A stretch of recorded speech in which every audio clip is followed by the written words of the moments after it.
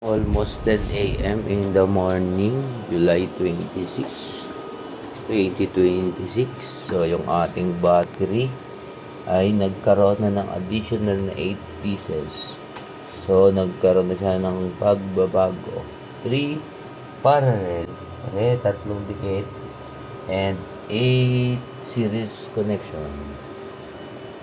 Kasi 3 volts yung isang piraso, pero pinarallel mo siya para lumaki yung opacity niya. So, naging 210 AH na siya.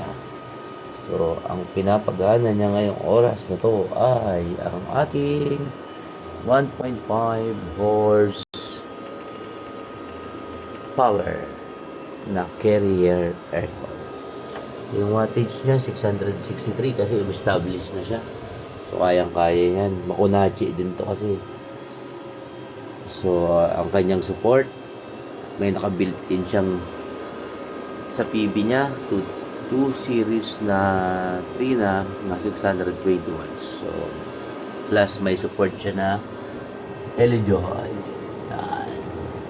Yan yun. Naka-crocodile ano na yan. Siyempre, babaguhin pa yan.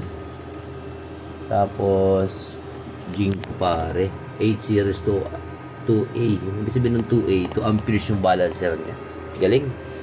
Galing yung balance niyan. Diba?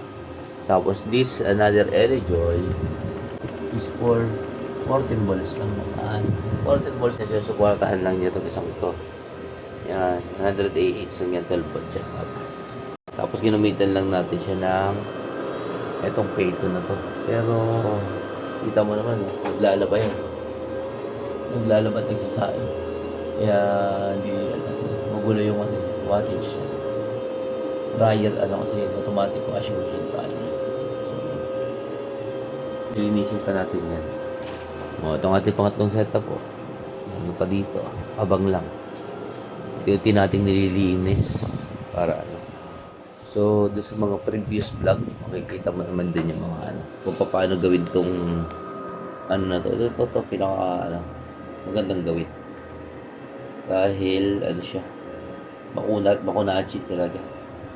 So, kita mo naman naka-aircon. Ang oras lang ngayon. Okay? So, may ulit. Thank you.